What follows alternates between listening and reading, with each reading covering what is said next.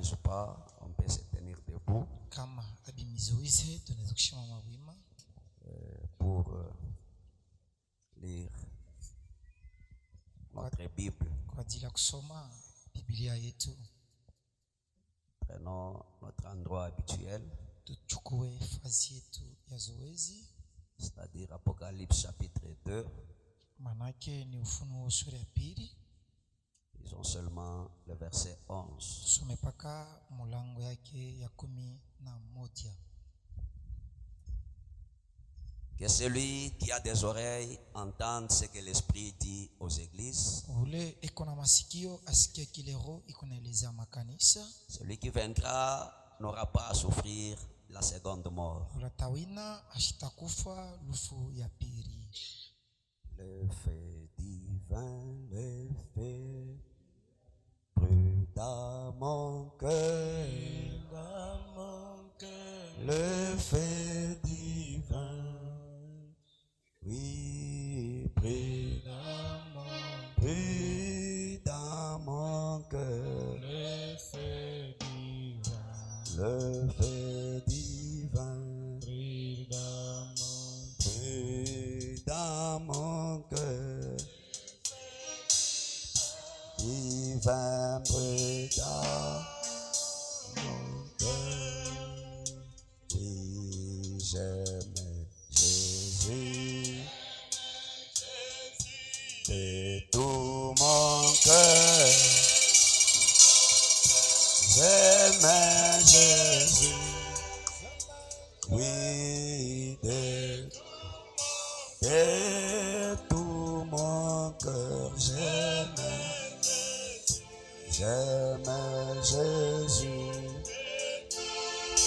de tout mon cœur. Jésus de tout mon cœur. Prions tous. Ombe sisi wote.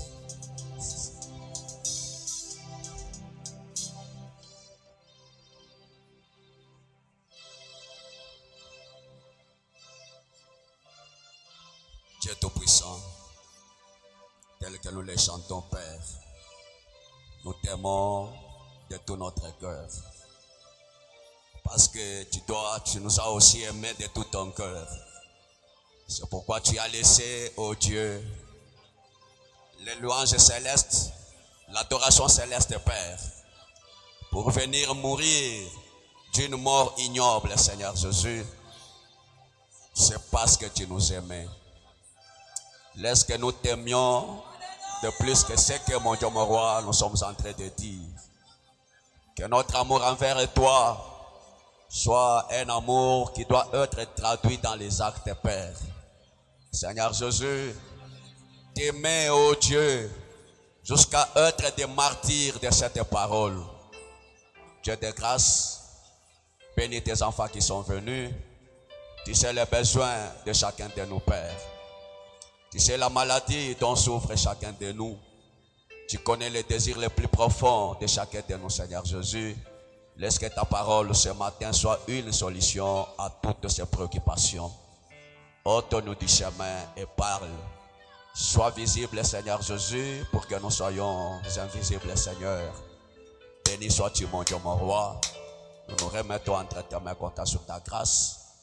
Dans le nom tout suffisant, le nom qui est au-dessus de tous les noms, le nom qui a vaincu la tombe et le séjour des morts, le nom, mon Dieu, mon roi, l'unique nom qui donne le salut aux mortels, le nom du Seigneur et Sauveur Jésus-Christ. Nous avons ainsi prié. Amen. Veuillez vous asseoir.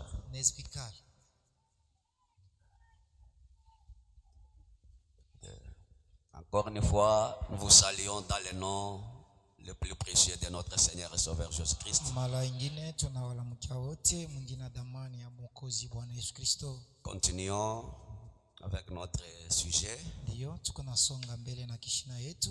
Nous avons dit par la grâce de Dieu, on peut clôturer cela, mais nous nous remettons à Dieu.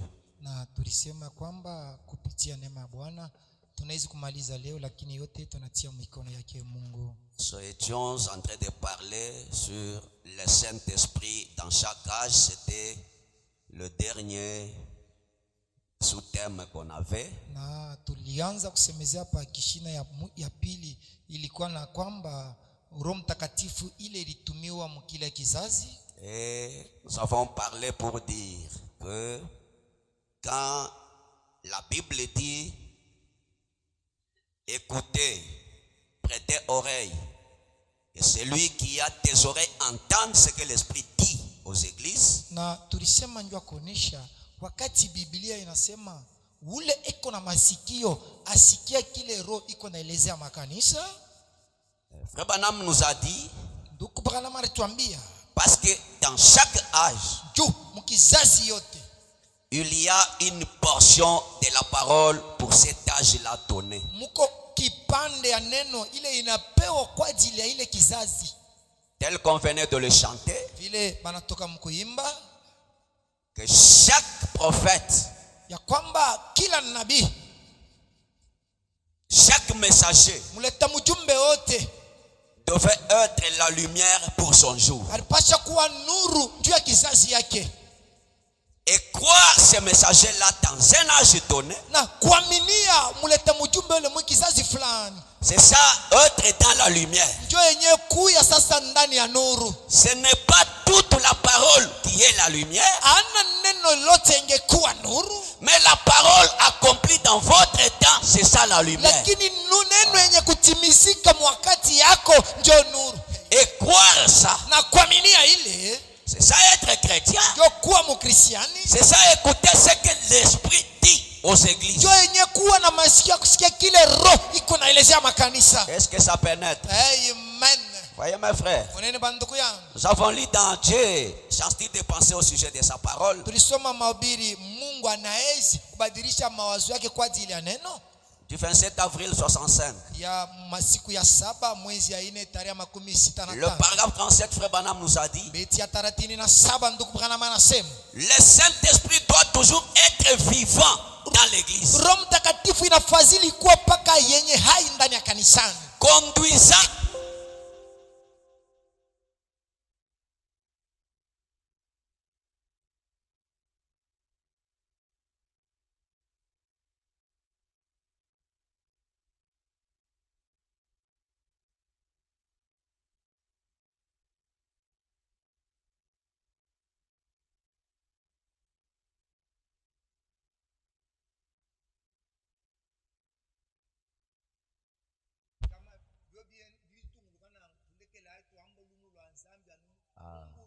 oui, pas vle mwenye anza kubira shikoye na micro.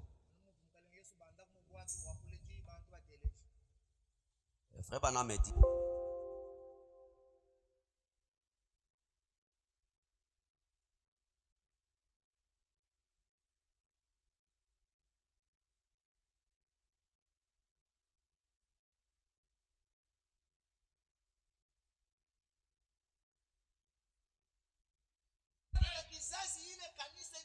est-ce que vous me suivez bien?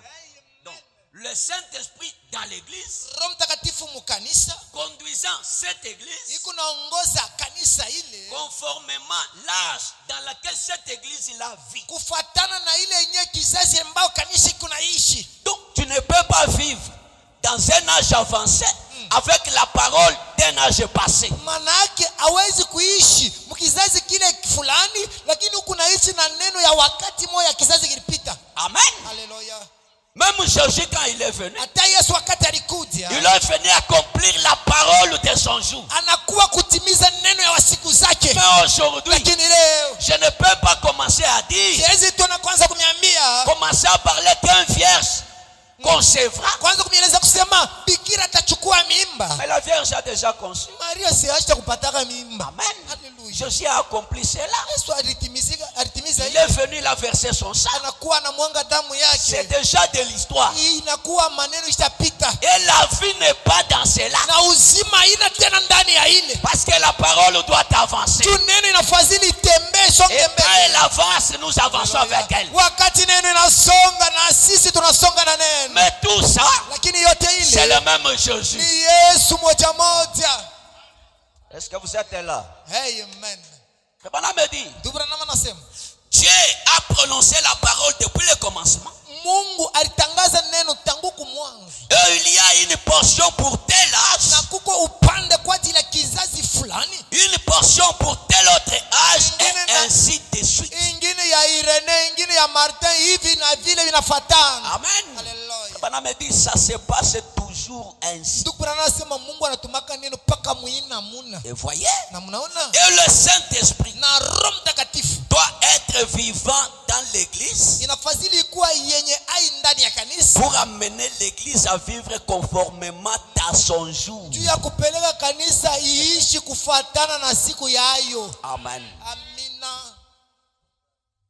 Est-ce que vous êtes là? Eti Mungu pa munasikia. Le Saint-Esprit Roho Mtakatifu vous amène à vivre. ikuna kupeleka Vivifier la parole. ikuna leta uzima Cette kunena parole de votre jour. ile neno ya siku zako Pour que vous viviez conformément à votre jour. ya kwamba wewe uishi kufuatana na siku yenye unaishi. Amen. Amina. C'est pourquoi vous voyez les gens aujourd'hui, ils adorent Dieu avec des soutanes. Ndio kwa maana unaona bantu lebe na budu Mungu bacha kuvala mizabi. Or, cette soutane-là, la robe, c'est le type du Saint-Esprit. Ile nkanjo yenyewe ile wanasema mbibili si ni mfano ya Roho Mtakatifu. Vous voyez les gens aujourd'hui, Taona bantu leo ils vont à l'église beko naenda kanisani traînant même des offrandes, des chèvres, des poules ou des coqs. C'est comme si le sang du Seigneur Jésus-Christ n'a rien fait. bana beba masadaka ya bambuji banjoko beko nenda na makanisa ndio baichinje biku sa damu ya Bwana Yesu Kristo kwabo ibafanyisha kintu Parce qu'ils ne vivent pas conformément à leur jour. jubo abaishi kufuatana na neno ya siku yabo. Amen. Haleluya. Il doit être ici en ces jours Roho Mtakatifu inafadhili ikuya hapa muisi pour amener l'église à vivre conformément à son jour. ya kupeleka kanisa iishi kufuatana na siku yayo.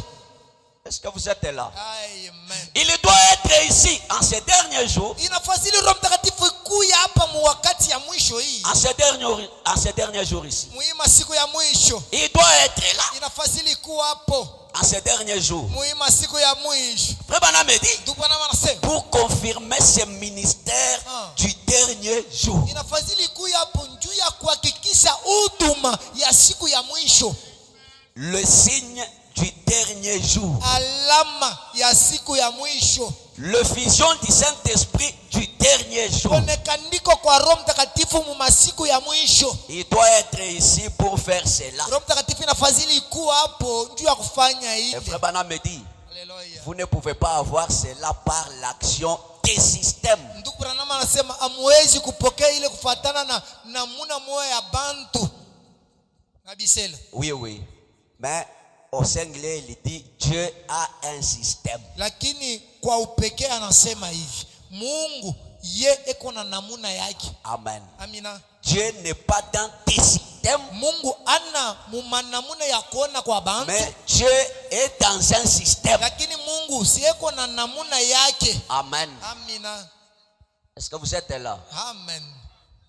Parce que Dieu ne parle pas à beaucoup de personnes dans un âge. Jo Mungu hashisemezake kwa watu wingi katikati ya kizazi fulani. Il parle à une seule. Eko naambia muntu huyu moya. Et cette personne-là, Na muntu moya ule il commence à répandre la parole. anaanza sasa kumiamia ile neno. Le peuple destiné de cet âge-là reçoit cette parole. Taifa yenye kutayarishwa kwa Mungu kwa ile kizazi itachukua ile neno. Nous avons déjà parlé de ça. Shakusemeza hapa hii. Il y a ici un homme qui peut allumer la lumière. Mumabiri hapa peko muntu lanezi kuhakisha nuru. Il y a ici un homme. Vous voyez? Hapa peko muntu peut allumer la lumière. anezi kuhakisha nuru.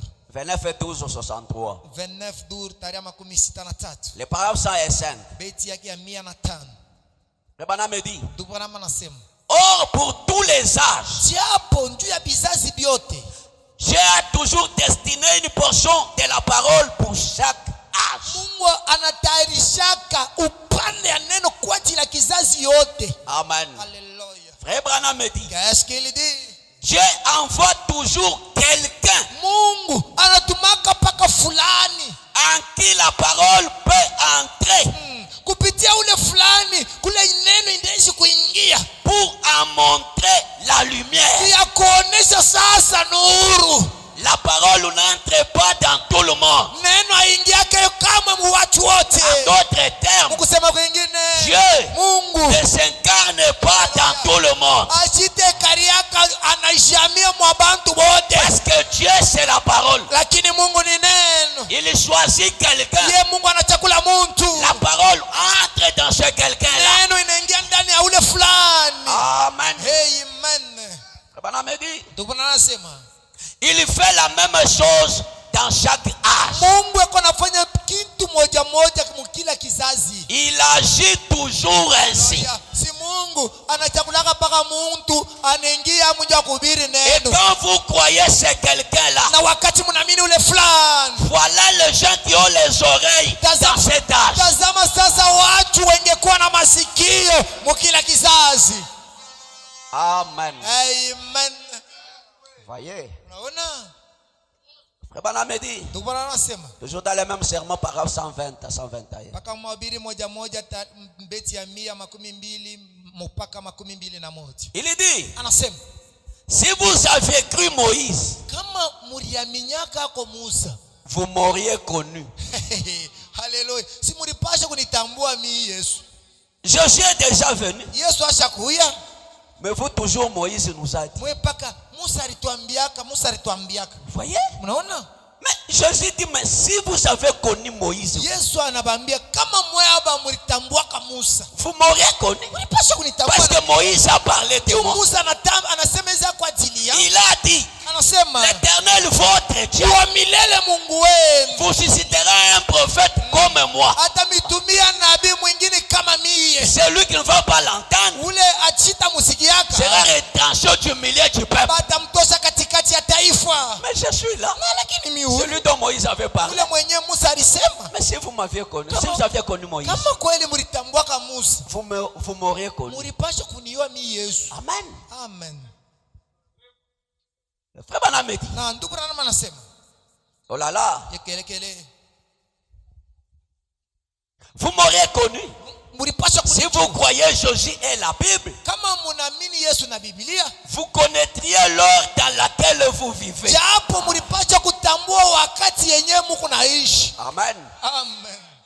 Si vous connaissez la Bible, Kama mnayua Biblia hii, vous connaîtrez les jours dans lesquels vous vivez. mlipasha kutambua siku yenyewe mko naishi. Amen. Amina. Le Branham dit, Ndio anasema les gens disent, batu beko nasema eh bien nous sommes chrétiens. ndio chetu ba Kristo. Non. Shei, Si vous l'étiez, kama kweli mlikuwa ba Kristo, vous connaîtriez les actes de Christ pour ces jours. mlipasha kutambua matendo ya Kristo kwa ajili ya siku ya leo. Amen. Si vous étiez des chrétiens, Kama kweli mlikuwa ba Kristo, ce Christ-là a des œuvres aujourd'hui. ule Kristo ule iko na matendo yake leo, Il a ses actes aujourd'hui. iko na matendo yake Donc, leo. être chrétien, Kuwa mkristiani c'est connaître les actes de Christ aujourd'hui. maana yake ni umuntu ule iko natambua matendo ya Kristo leo. Amen. Amen. Vous les auriez connus. Mulipaswa kutambua matendo ya Kristo. Amen. Amen. Parce que la Bible dit, Juu Biblia inasema comme il en était au jour de Sodome et Gomorrhe, vile ilikuwa siku ya Sodoma na Gomora, là où les hommes mangeaient, buvaient, pale watu walikuwa na kula beko na kunywa, se donnaient mariage et construisaient. beko na oa, beko nafanya yoyote banajenga. Pendant qu'ils faisaient ça, Lakini wakati walikuwa nafanya vile, le monde devait être brûlé. dunia ilipaswa kuchomewa. Le Dieu du ciel Mungu wa mbingu a quitté l'éternité akatoka pour milele venir faire l'investigation sur la ya terre. kuwa kuchunguza hapa duniani. Dieu dans la chair humaine, Mungu ndani ya il muntu a discerné les pensées akafafanusha mawazo avant que Sodome et Gomorrhe ne brûlent. kabla ya Sodoma na Gomora baichome. Et Branham dit, Qu'est-ce qu'il dit? cela doit encore arriver. Ile itafika tena vile vile. Et nous vivons en plein jour. Na Yesu tunaviona vyo hivi, tunaishi mule ndani. J'ai reconnu les actes de Christ. Kutambua matendo ya Kristo. Quels sont ces actes-là? Matendo ile na matendo gani? Dans l'Ancien église de Smyrne, Mukizazi kya kanisa kya Smyrna 19 et 6 60. yenye kubiriwa mutarehe ya 19 mwezi ya sita tarehe ya 16 Branham dit au paragraphe 44. Nabii 144. anasema mu 144. Il dit Anasema 144, oui. mbeti ya 144. Puis, kisha il sortit du tombeau et monta au ciel. Yesu akatoka mukaburi na akapanda kumbingu. Jéhovah revenant sous la forme du Saint-Esprit. Yehova akarudi sasa munamuna ya Roho Mtakatifu pour vivre dans son église. juu ya yeye aishi ndani ya kanisa yake, Parmi son peuple. katikati ya taifa yake. Gloire. Utukufu. Jéhovah marchant dans l'église. Yehova iko natembea kanisani, Discernant les pensées de cœur. iko na ufafanusha mawazo ya moyoni. Jéhovah guérissant le malade. Yehova iko natunza magonjwa. Jéhovah parlant au travers des lèvres. Yehova iko nasemezea kupitia milomo. À tel point que l'homme ne se maîtrise plus. Munamuna kusema mtu asijue pale eko. Amen. Amen. Il commence à s'écrouler. Anaanza kuanguka mieleka. Les gens viennent et le prennent. Watu wanakuwa wanamkamatwa. Pendant qu'on les traîne pour qu'on aille avec lui au bureau. Wakati beko namkamata kwa ajili ya kwenda naye ofisi. En train de parler. Eko nenda na kusema, Poisson. wewe dada Tu fulani, viens de Michigan. unatoka Toi, kumisika. tu es comme ça. Ulikuwa Ta hivi. maladie est partie. Malari magonjwa kunatunziwa. L'homme ne se maîtrise plus. Mtu asijue pale eko. Parce que frère Branham me dit, Ndugu Branham anasema, une seule vision. onyo moja tu. Je suis fatigué. Yesu anachokelea. Mais aujourd'hui, Lakini leo le même Dieu, Mungu moja dans moja, une seule soirée, ujioni moja, 30 visions. maonyo fulu. L'homme est là, Mtu eko hapo il ne se maîtrise pas. asijue kile eko tena. Amen. Amina. Frère Branham me dit, Qu'est-ce qu'il dit? Jéhovah revient Yehova anarudi. et parle l'anglais. Eko nasema English. Amen. Haleluya. Il parle l'anglais Eko nasema English. et en donne l'interprétation. Na eko naleta utafsiri. Et croire ça, Na kuamini ile c'est ça être chrétien. ndio kuya mukristiani. Frère Branham me dit, vous voulez un signe. Ndugu anasema mwe mnataka alama. Amen. Haleluya. C'est Jéhovah revenu faire une prostituée. Yule Yehova si yeye anarudi kupitia, anaenda kwa kahaba. Là, relevé de la condition la plus fine. Anamutosa munamuna ya nzambi ya kweli. Elle était tombée si bas. Alikuwa acha kuanguka chini kabisa. Branham me dit, Ndugu anasema même les chiens ne pouvaient pas la regarder. hata imbwa chupacha kuangalia tena ule kahaba. Mais quand elle a écouté l'évangile, Na wakati ule kahaba akasikia injili hiyo, c'est Dieu l'a lavé, Mungu ule akamsafisha. l'a rendu aussi blanc que la neige. Akamsafisha na kuwa mweupe sawa Il vile n'y a que le theluji. Dieu de Branham qui peut faire Ni ça. Mungu wa Abrahamu peke yake anaweza kufanya ile. Amen. Amen. Et lui a donné un cœur aussi pur que les lys. Anamupa moyo safi sawa vile uwe ya bonde. Jéhovah Yehova prit un ivrogne étendu dans la rue anabeba kilewa kisha kuikala pembeni ya barabara avec un essaim de mouches sur ses lèvres. na kumilomo yake banzinzi basha kulamatako. Mais aujourd'hui, Lakini leo cet ivrogne-là prêche l'évangile. ule kilewa anahubiri injili. C'est le sang du Seigneur Jésus-Christ qui nous Ni purifie. damu ya Yesu Kristo ndio Et inatusafisha. pas n'importe quel sang, Ana damu yoyote, la parole de votre temps. neno ya wakati yako. Amen. Haleluya. Et lorsqu'il revient, Na wakati angerudi, il prend un homme, anachukua kamutu commence à se révéler au travers de lui. na anaanza kujifunua kupitia ye ule muntu. Cette personne Ule muntu devient la parole de votre temps. anakuwa neno ya wakati yako. Cette personne est la lumière de votre temps. Ule muntu engekuwa nuru ya wakati yako. Parce que lorsqu'il interprète le mystère du jour, c'est la lumière qui l'allume. Wakati yako na tafsiri matiri ya nuru ya wakati ndio nuru yako natakana. Et lorsque nous croyons ce qu'il dit, Wakati unangemenia kile nous anasema, ne sommes plus dans les ténèbres. hatuna tena ndani ya Nous giza. sommes dans la lumière. Iko ndani ya La nuru. lumière. La Nuru. parole révélée de ton temps. Neno yenye funuliwa ya wakati yako. Amen. Haleluya. Pourquoi je suis contre la religion organisée? Mumahubiri njuu ya nini? Ni kwa kupinga kulingana na matengenezo ya watu. 11-11-62. Yenye ubiriwa musiku ya 11 mwezi ya 11. 203. Beti ya tarehe ya 16 na. Qu'a dit cet ange? Malaika ule alisema nini? De l'Apocalypse 18. Wa Ufunuo sura ya 18. L'ange a dit, malaika anasema, sortez du milieu d'elle. Mutoke katikati yabo. Oui, oui. Ndio, ndio. Cet ange est venu sur la terre. Ule malaika anakuwa pa dunia. Il est venu apporter la lumière. Anakuja kuleta nuru. Il a répandu la lumière dans le monde entier. Yeye ule anamwanga nuru mu dunia yote mzima. Branham a répandu la lumière dans le monde entier. Anamwanga nuru mu dunia yote mzima. Amen. Amen. C'est pourquoi il a fait 7 fois le tour du monde. Ndio kwa maana anafanya mara 7 iko na zunguluka paka dunia mzima. Frère Branham me dit, Branham anasema, pendant qu'il prêchait là, wakati anahubiri ile, il dit que cet ange là c'est un ange puissant. Anasema ule malaika ile si malaika wa uwezo. Ceux qui avaient la révélation, wale balikuwa na ufunuo, pouvait dire que cet ange là, n'est-ce pas, c'est toi. Balipasha tu mkibaza wale wanasema se ule malaika ni wewe bwana. Voyez? Mnaona? Il était un ange puissant. Alikuwa malaika wa uwezo. Amen. Alléluia. Parce que Dieu lui-même lui a dit que je te donne le pouvoir de l'infaillibilité. Mungu mwenyewe anasema wewe Branham, mimi nakupa uwezo ya sho kushindwa.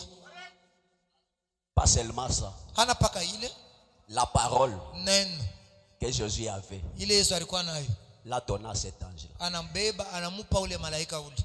Et Jésus est resté vide. Na Yesu anabakia mutupu. Amen. Amina.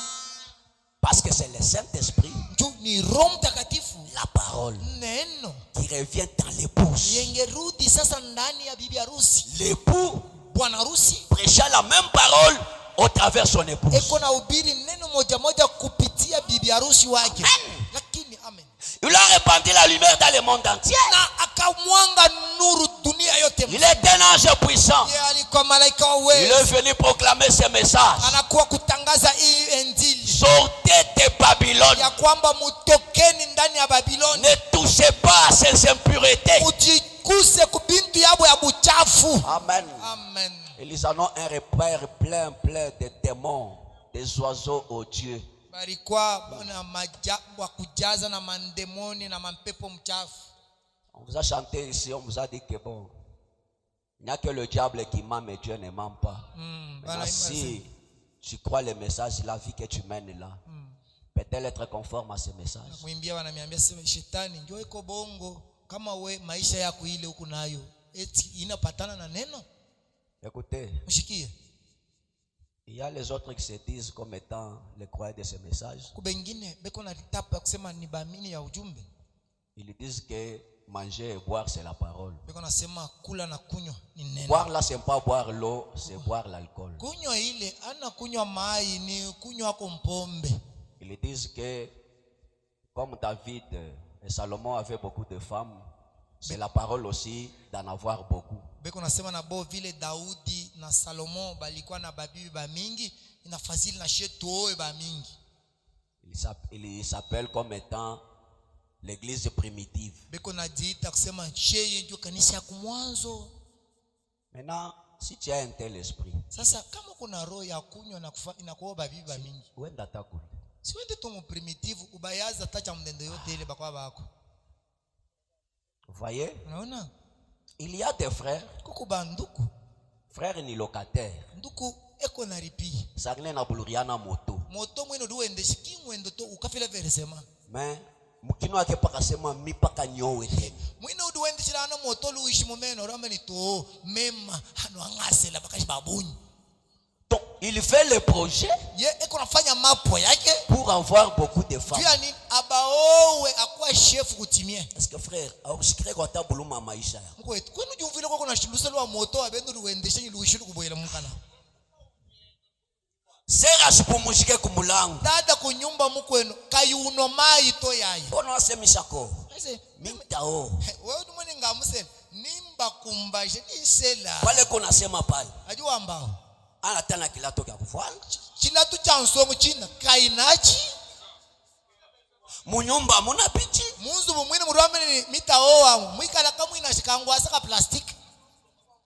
Mus Ishaobaki 1 cm. Musa kacho wa usumba kacho wa senaseur ni lelo bana batanu muisheka mushala bunenebu Batoto beko nalala chini. bana bina ba yeye uduke kusela bakashi babunya balala hanshi drago imokuimo ni misangi bito Mukino paka sema seo mitao. mukana mwendo jani ni njinkumbasha bakwabu Wende mu primitive. mo ndaku kwa kubaja mbele bavasele badavi jabo. C'est pourquoi Dieu ne vous bénit pas. Njo kwa maana Mungu ashikubariki. Amen. Ule dada statwangaka magoti juu Mungu akupe makuta. Ya Kama anakupa makuta tena mtafutia mbanda au taipata. Mukashe bakene mwakuto kubinu hanshi ni zambi benesha mulumo wanye uto. Bwali mumenye hajanu uluomba zambi kubenesha. Chakumpara chako yakasele bakashi babuni. Écoutez, Mushiki. nous sommes des aiglons. Tuku watoto ya mtai. L'aigle a une longue vision. Mtai ashone yake hapa. Eko naona mbari. Amen. Amen. Quelle est la vision que tu as sur ton foyer? Onyo kani wiko nayo kwa ajili ya familia yako. Quelle est la vision que tu as sur tes enfants? Onyo kani wengekuwa nayo kwa ajili ya watoto yako. Quelle est la vision que tu as sur ton avenir? Onyo kani wengekuwa nayo pa maisha yako ya kesho. Tu as quelle vision? Uko na onyo kani. Alors tu viens là Lakini upale unakuya avec cette vie de désordre. na maisha ile ya buchafu. Oh, priez pour moi. Omu ni hombe yeko. Tu nous donnes même des requêtes. Uko natupa na karatasi ya maombi. Tuko bantu yako. Tetu bantu bebe tukulombelo sele kwa babunyi. Oui. Munaona? Et je n'aime pas des chrétiens, surtout de ces messages qui n'ont pas de vision. Na shipendake zaidi ba Kristo zaidi mwe baba kuamini ujumbe amuna na onyo amuone bya kesho munaonea paka hapo. Écoutez, Mushiki. Rebot Tabernacle, c'est une église jeune. Rehoboth maskani ni kanisa kanisa kiana. J'aime que les jeunes soient pleins d'ambition. Mimi napenda babiana munawaza ko bintu bikubwa bya kufanya kesho. Amen. Amen. Soyez de vrais chrétiens. Mukuye ba Kristo ba kweli. Et grandissez dans ce message. Na mukomala muui ujumbe. Vous allez voir ce que ce Dieu ici va faire avec vous. Pale mtaona kile huyu Mungu atafanya na mweye. Amen. Amen.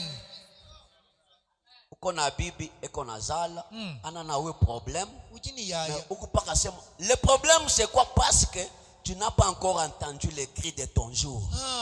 Tukuna ujini yaya udilela bana ko problem to. Wewe kupaka mitao maneno ni hauyasikia neno ya wakati yako. Frère. Projet yako paka ba bibi. Mwebo mukana mwane to abelo kuyiwa kutamiro ninye kwa Afrika du Sud ninye to. Wewe ndani to mema bafubandela ngaya njingu mbashe bwana ndela babunyi. Hapa ninasema peko hapa. Ainga mbamba kitelejile. Mwe badada mushaku ya baba nenu manyumba. Neno baya ya sinu tetbanta ni suruka kututambe. Mais que Dieu vous aide. Lakini Mungu wa mbingu amisaidie. Soyez des aiglons. Mkua bantai bakona mbari. Frère Banam me dit, je n'aime pas un pasteur qui n'a pas de hautes ambitions. Na Biblia inasema mishipende pastori ule ashina na maonyo ya juu. Yeku nonea paka hapa. Pastori yeko paka sektu yenge kachimbo tele kakanisa paka. Voyez? Unaona? Est-ce que vous m'avez bien saisi, mes frères? Eti mnanifuata kabisa bandugu yangu. Moi ba frère qui au mwaji. Neno ba kalembo ambanza kumbusha inyuma ya ba kalemba hii. Il y a des églises Kuko makanisa qui sont comme ça. iko vile. Un repère plein comme ça. Yenye kwa kanisa kujaza paka na mawazo ya vile. Il y a les oiseaux impurs, les oiseaux odieux. Mwenge kwa bandeke babu chafu na bintu ya nzambi. Les corbeaux, Bankunguru.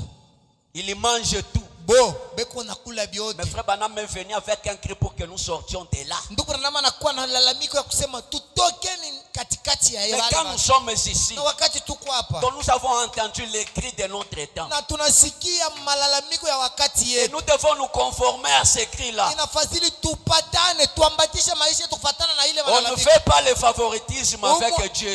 Kwa Mungu abafanya akasema tukuweke iko mbele njoo huku hivi hapana. Hapana. Le message c'est pour les enfants de Dieu. Ujumbe njoo ya batoto ya Mungu. Conformez-vous au message. Maisha yenu ipatane na hii neno. Amen. Amen. Je suis dans, ne t'appuie pas sur ton intelligence. Nikumahubiri ushekemee pa akili zako.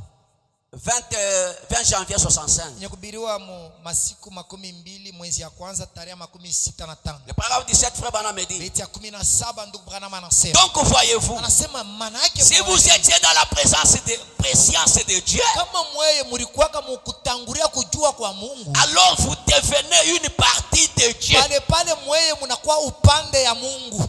La première chose, Kitu ya kwanza, c'est avoir été dans les pensées de Dieu. kuya mbele kuanja mu mawazo ya Mwenyezi Mungu. Et si vous étiez dans ces pensées, Kama mlikuwa kama mawazo yake, le seul moyen pour vous d'être un fils de Dieu ou une fille de Dieu, namuna yenu moya kuya mwanamke wa Mungu wala mtoto mwanaume wa Mungu, c'est que vous deviez être une partie de Dieu. maana yake inafadhili mnapaswa kuya upande ya Mungu. Frère Branham me dit, Qu'est-ce qu'il dit? Dieu n'est pas complet sans vous. Mungu asheneane kama we hauna ako.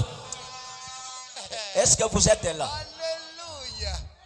Hallelujah. Sans vous, Bila weye Dieu est incomplet. Mungu ana wa kueneana.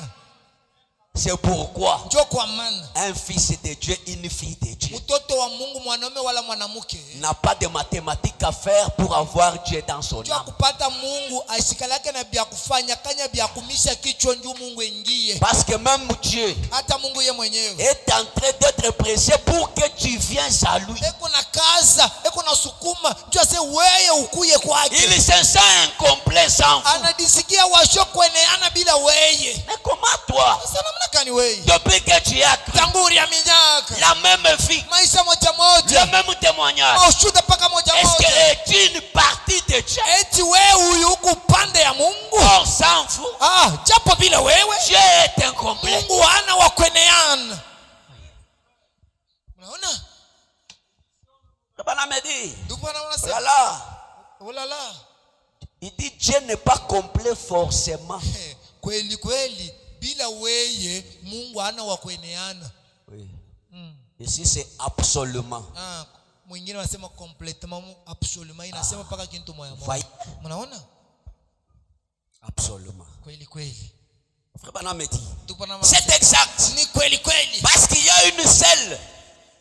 Il n'y a qu'une seule source de vie éternelle. Kukupaka chemu moja ya uzima ya milele. Et c'est Dieu. Na ile chemu si ni Mungu. Et lui seul a la vie éternelle. Mungu peke yake kona uzima ya milele. Voyez donc. Oneni basi. Et vous étiez une partie de lui. Mweye mlikuwaka upande yake. En ce sens que vous êtes un attribut. Muna kusema ulikuwa upande yake. Ou que vous étiez dans sa pensée au commencement. Ya kusema mulikuwa mu mawazo yake tangu kumwanzo. Et c'est à cause de ça. Ni kwa ajili sasa ya hili. Parce qu'il pensait à vous au commencement. Mungu huyu alikuwa na kuwazia hako weye tangu kumwanzo. Pour que vous soyez attirés vers lui. Juu ya kusema weye ukuye kwake. C'est cela qui doit être vivifié. Ile ndio inafadhili baikaburia uzima. C'est une partie qui est déjà en vous. Ni upande ile ingekuwa ndani yenu. Quand la partie en vous qui est Dieu Ile upande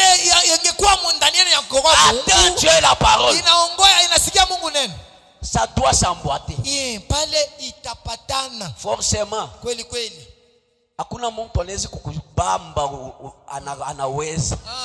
Muntu na shumukine mwakukuswikani kukukankamika ye kukukokesha to. Dieu parle, il arrive des fois comme message. Atukankamika nake. Kibalo kai bitu bitufikile kumukenjeo.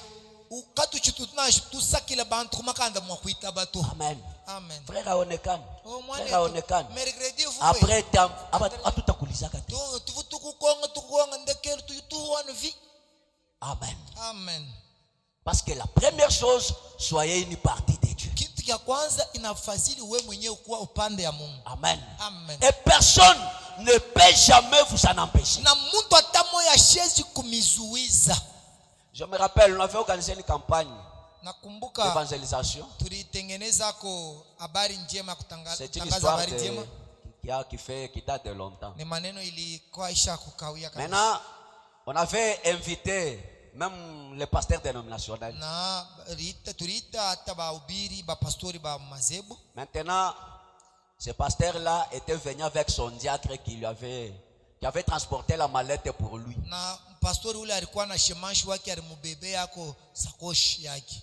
Et on a prêché la parole. na banahubiri neno, On a commencé à faire l'appel à l'autel. banaanza kuita sasa bantu bakuye kwa Yesu kumimbani. Les gens ont commencé à aller répondre à l'appel Bantu banaanza kuitika mwito, banakuwa pour kwa qu'on aille les madhabahu baptiser. kwa kwenda kubabatiza. Les diacres regarde son pasteur. Shemashi anamwambia pastor, Je vois que je vais aller moi aussi. na mimi naona sei mwito ni yangu imitenda na mimi. Son pasteur lui dit, nous sommes venus avec toi. Tu veux mais attends qu'on va rentrer. Maintenant tu vas revenir. Moi je vais toujours maintenant. Wewe ndio unanibebea sakoshi, tunakuwa na wewe. Unaanza kutuchikia hapa, ichika mbele turudie, wewe utakuwa kurudia wewe mwenye bongo. Mie paka hapa mimi naenda. Dis non, attends. Sasa uchunga wako. Pasteur, si je ne vais pas, je peux m'éclater. Kama mishende hapa sasa, pastor mitapasuka. Le pasteur a insisté. Pastor anakaza Ça n'a pas tenu. Shemaisha shichiki. Finalement, l'homme a pris sa Bible. Kwa Il a amené yote, au pasteur pastori, à l'autel. sakoshi yako, Biblia yako, yoi. Et on l'a amené aux eaux de Na baptême. banampeleka wapi kumai ya batizo. Donc pendant que le pasteur allait, Na wakati mchungaji alikuwa naenda, je ne savais pas que ces gens du message, je les ramène leur brebis. Shiku yuwaka sema mbo, huyu shemashi wangu ni wa kujumbe, hapa mimi nampeleka kwabo. Donc, il avait une partie de la parole en lui. Manake ule shemashi alikuwa na upande ya neno ndani yake. Des choses qu'il n'avait jamais entendues. Vitu bile yeye alikuwa hayasikiaka. Mais quand il a entendu, Lakini wakati il angesikia, a dit non, c'est ici chez nous. asema mtoto wa Ntai anashikia malalamiko ya mama Ntai kwetu kwa huko. Amen. Amen. Parce que sans lui, Dieu serait incomplet. Juu bile yeye Mungu alipaswa kubaki washoko eneani. Frère Branham me dit, Munduku Branham anasema, certaines personnes ne seront jamais vivifiées. bantu bengine ataka mnafanya je bo abata pataka uzima. Ce n'est tout simplement pas en eux. Ile uzima yenyewe ndani yabo, upande ya neno ile haina ndani Frère yabo. Branham me dit, un point c'est tout. Branham anasema paka hivi mimi naisema hakuna kia kuongeza. Amen. Hallelujah. Hallelujah. Ataka unahubiri je. Na showe muisha mubande ni hangoyo wa Bwana. Voyez? Unaona? Parce qu'en eux, il n'y a pas la partie de Dieu. Juu ndani yapo hamuna upande ya Mungu. Je vous ai dit le vendredi, Ndimiambia mkasitano, le message c'est une perle de grand prix. ujumbe si ni kikomo kia bei kabisa. On ne jette pas ça au pourceau. Kile abatupake kuchalala. Amen. Hallelujah. Même si on prêche comment? Hata kama banahubiri tie. Ce sont les Judas dans les bancs. Bo, ni ba Yuda, basi ukikala mbibasi. Ils sont là. Yuda. Prêts même à sacrifier Jésus. Eko tayari ya kujisha Yesu hata kumfranga. Amen. Amen. Pour les amen, ils les poussent. Kumaamini. Hallelujah. Amen. Ils prient beaucoup. Maombi hapa na machozi mangamashi binatoka. Mais la vie, Sasa maisha, rien. kifuru. Parce qu'il n'y a rien en eux qui le vivifie. Juu ndani yapo hamuna kitu kile kiko na bapa uzima. On prêche, ils dorment. Beko na ubiri, ye ule kuna bungile kuna lala. Parce que Dieu ne dort pas. Juu Mungu ashilalake. Amen. Amen. Quand Dieu parle, Wakati Mungu anasema, le Dieu qui est en vous regarde, Mungu entend. ule eko ndani yenu, eko nasikia, eko naona. Tous ceux qui dorment pendant qu'on prêche n'ont pas Dieu. Bote banalalaka wakati ya mahubiri. Acha nimeambie Mungu hamuna naye. Comment Dieu en vous peut dormir? Namuna kani Mungu ndani yenu, Mungu mwingine eko nasema wewe Mungu wako eko Frère nalala. Branham me dit, le Saint-Esprit mange la parole. Ndugu anasema Roho Mtakatifu inakulaka neno. Hallelujah. Il n'y a que le démon qui dort pendant qu'on prêche. Ni paka demoni njo eko nalala wakati beko nahubiri. Les démons dormaient. Wewe demoni tunamitakia kulala kwema. Les enfants de Dieu mangeaient la parole. Watoto ya Mungu tunamitakia bon appétit.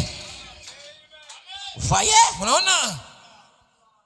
Parce qu'en vous, il n'y a rien qu'on doit vivifier. Ndani yenu Tafaje. hamuna kile kinaweza kuleta simu. Tutafanya je? Il n'y a rien. Hallelujah. Mungu anaprêché mukanisa Judas asemi mystérique. Yesu afani. Yes. 3 ans et demi. Baishe Yudas na musomo. Benze bishima Yudas na musomo. Ndekelu Yudas wameni mem. Chene ngitabato ndekelu nyunguhana. Mungu mwenyewe anahubiri. Nzambi mwina Mungu. Anashinda Judas. Paka Victor jua takoweza. Mushia Yudas ni buhije bwende ni muvumu kajela ngamba. Pinyano wewe Yudas walelu Victor kwako koke. Hapana. Il n'y a rien en vous qui doit être vivifié. Amuna kitu ndani yenu kile kinaweza kuleta ile uzima. Rabana me dit, Est-ce qu'il dit? je suis dans exposé. Niko mu maelezo ya bizazi saba. Nous allons lire à partir de la page 148 jusqu'à 150, on va lire comme ça. Tasoma mo 148 150 kuna shuka vile. Rabana me dit, Dubana wanasema, attention, musopoke na mkeba nje. comprenez bien ceci. Mushikia sawa sawa hii. Ce n'est pas la personne qui est prédestinée par Dieu depuis l'éternité. Ana muntu ule alitayarishwa kwa Mungu tangu kumilele. C'est la parole, Ni neno. la sémence. Ana muntu lakini ni neno mbeko. Amen. Amen.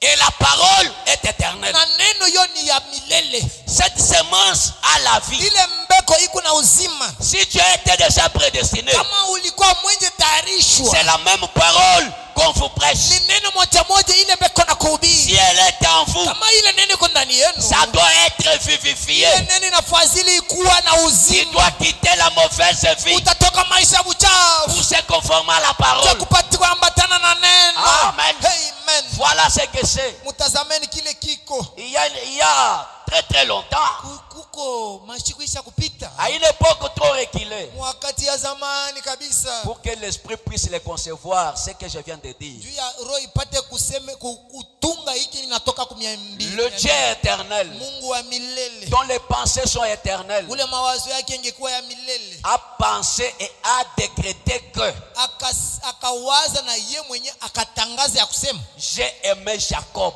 mi Mungu, mi namupenda Yakobo. et j'ai haï Esaü. Kwa Esaya mi namuchukia. Voyez, Unaona? c'est Romains 9. Ni Romain sura yake ya 9. Pendant qu'il parlait, Na wakati alikuwa anasema, aucun d'eux n'était pas né. hakuna hata mmoja ule alizaliwa ku aba bawili. Maintenant, il réalisait qui et il aimait qui. Alichukia nani na alipenda nani?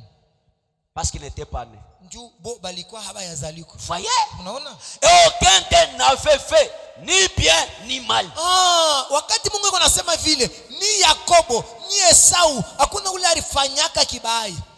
C'était la pensée. Ilikuwa ni mawazo. Parce que nous étions dans les pensées de Dieu. Juu tulikuwa kama mawazo ya Mungu. Ensuite, Kisha cette pensée s'est exprimée. ile mawazo ikasema. Et Dieu a racheté Jacob. Na Mungu akamwokoa, anamkombola Yakobo. Parce que Jacob seul était la sémence. Juu Yakobo peke yake alikuwa mbeko. Et Esaü n'était pas vivifié. Lakini Esau yeye ashikukuwa na uzima ndani yake. Voyez, Unaona? seul Jacob avait la sémence. Paka Yakobo peke yake alikuwa na mbeko. C'est pourquoi il avait égard au droit d'aînesse et à l'alliance de Dieu. Ndio kwa maana alikuwa wa kuangalia na kwa kutayarisha kuile malako ya uzaliko wa kwanza na malako ya Mungu. Il a tout fait pour avoir le Saint-Esprit. Anafanya yote ndio kupokea batizo ya Roho Mtakatifu. Il a même menti pour avoir ça. Analanda na bongo ndio kuipokea. Amen. Amen. Écoutez, Ushiki. les gens de ce monde disent, Bantu ba dunia hapa nasema, pour éradiquer une maladie, tous les moyens sont bons. Njoo ya kupata kutunza magonjwa fulani. Na mnataka mnamurisha mayani anapona, mnamuna yote ile utafanya ni mzuri. Mais Jacob, Yakobo, tout d'abord un supplanteur. kwanja mbele musema bongo. Il a menti que c'est lui Esaü. Analanda babake sema mie ndio Esau. Son père là un prophète. Babake mwenyewe ule iko na landa, anaenda kumlanda nabii. Dieu ne lui a pas ouvert les yeux pour dire il t'aima. Mungu ashifungule babake macho kusema nabii wangu huyu mtoto wake kuna kulanda. Dieu a laissé ça. Mungu anaacha bongo ile yake.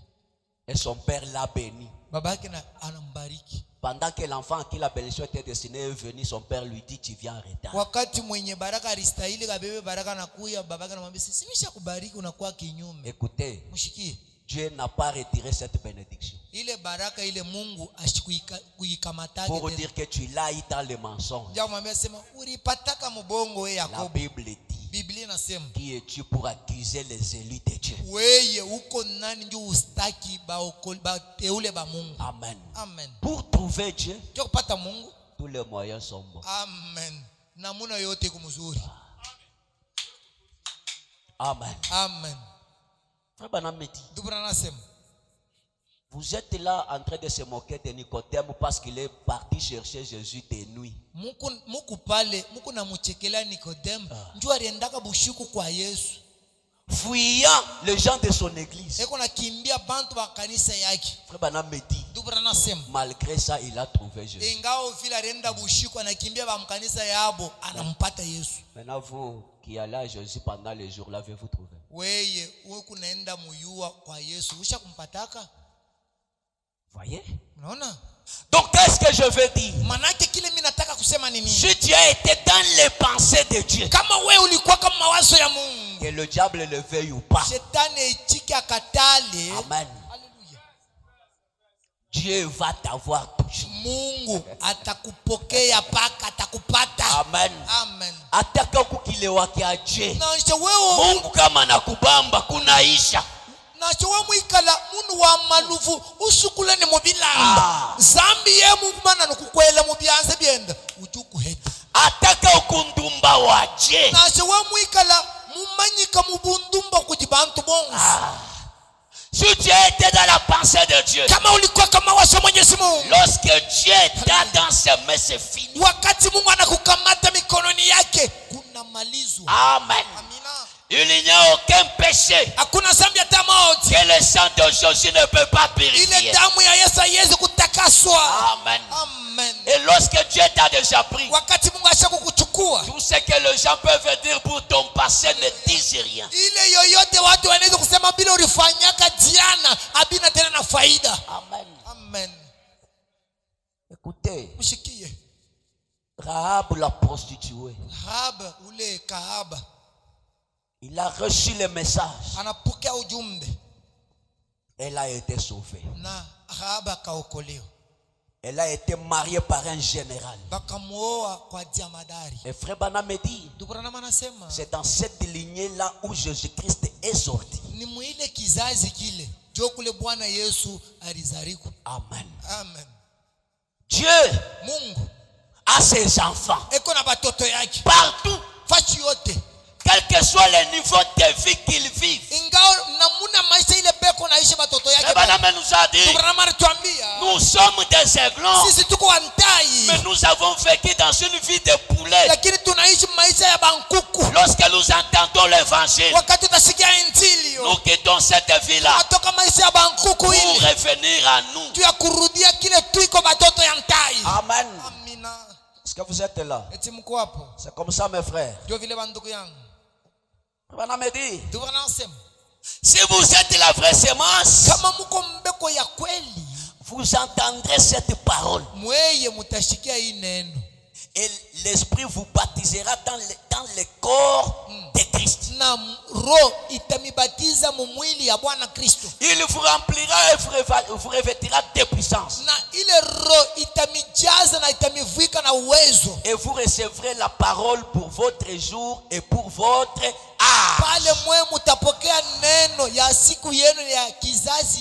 Lorsque la semence est en vous, vous allez recevoir la parole de votre jour. Et Dieu va vous remplir. Amen. C'est votre droit. Si vous êtes les enfants de Dieu. Amen. Pourquoi vous gênez? Vous vous lamentez pour que Dieu entre dans votre âme si vous êtes son enfant. Pourquoi?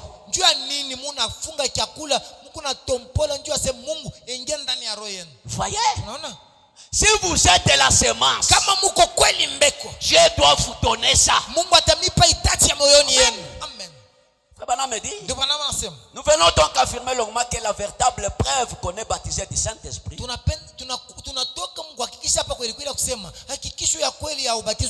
c'est que les croyants reçoivent la parole pour l'âge dans lequel il vit.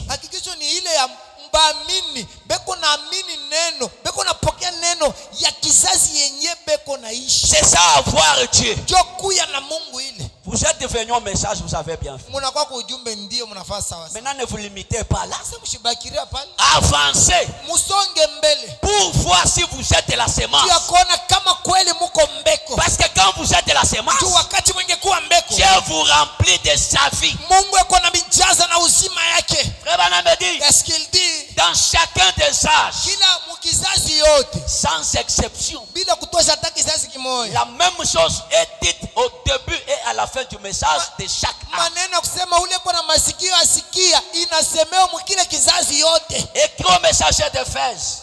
We Écrit au messager d'Éphèse, lalamikia ku malaika wa Efeso, de Smyrne, ya Smirne, jusqu'à la Odyssée. tina ule wa Laodikia. Dieu dit Mungu anasema que c'est lui. ule On n'a pas dit que ceux qui ont des oreilles, abaseme bale beko na masikio. que c'est lui Ule qui a des oreilles, eko na masikio entendre ce que l'Esprit dit aux églises. asikie kile roho iko naelezea makanisa. Remarquez ici que dans chaque âge, Sasa mtazameni kusema hapa mkile kizazi Jésus, Yesu par l'Esprit, kupitia roho yake ne s'adresse qu'à une seule personne. hapa eko naelezea paka muntu moya En ce qui concerne la parole pour cet âge-là, kwa ile inaelekea neno kwa ajili ya ile kizazi, une seule. muntu peke yake. Ce n'est pas tout le monde qui a les oreilles. Haiko watu wote wenye kuwa na masikio, C'est une seule personne qui a les oreilles. lakini ni muntu mmoja ndio engekuwa na Et masikio. lorsqu'il entend, Wakati eko nasikia il parle aussi aux gens de son âge. na yeko naelezea sasa watu wa kizazi yake. Est-ce que vous comprenez, mes frères? Amen. Voyez? Unaona? Et frère Branham me dit, Na ndugu Branham anasema un seul messager uleta mjumbe mmoja reçoit ce que l'Esprit a à dire à cet âge-là. eko napokea kile roho iko ya kuambia ile kizazi ile. Et c'est ce messager-là Ni muleta mjumbe qui ule est le messager pour la véritable église. ule ngekuwa muleta mjumbe kwa kanisa ya kweli. Il parle de la part de Dieu Eko nasemezea maneno inatokea kwa Mungu par révélation aux églises, kupitia ufunuo kwa makanisa, à la vraie et à la fausse. kupitia eko naambia baadhi ya kweli na baadhi ya bongo beko ambe nasi. Écoutez, Mushiki William Branham n'est pas seulement notre messager. William- Il est le messager Amen. pour cet âge. Amen. Il est le messager même des dénominationnels. William Branham anapaka mleta mjumbe wetu baneo bakatolo batemoin de Jehova. William Branham ni nabii wapo. Parce que l'âge dans lequel nous sommes Tukizazi yenye tuko naishi sera jugé avec le message que Branham a prêché. bate basambiza na neno yenye William Branham Et anahubiri, tout le monde doit entendre la parole na watu wote nafasili basikia et neno en tirer la conclusion. na bo benye ndio bataona kile batafanya nayo. Il parle à la vraie église et à la fausse. Eko naambia kanisa ya kweli na kanisa ya mubaya. Le message est alors diffusé à tous. Pale ujumbe sio ile banaizambarisha kwa bote. Amen. Amen. Mais, Lakini bien qu'il soit diffusé à tous, kama vile ujumbe banaizambarisha kwa wote, Frère Branham me dit, qu'est-ce qu'il dit? ceux qui sont atteints par le message, Pale ujumbe yo yenyewe inabakamata. ce message n'est reçu individuellement que par un groupe particulier. Ujumbe banaipokea kwa upekee, hapana kunkundi fulani. D'une certaine façon, Munamuna ingine chaque individu de ce groupe kila muntu wa mwile nkunji ile est quelqu'un ye ni fulani qui a la capacité d'entendre ce que l'Esprit dit au moyen du messager. ule kona namuna ya kusikia kile roho iko nasema kupitia William Branham.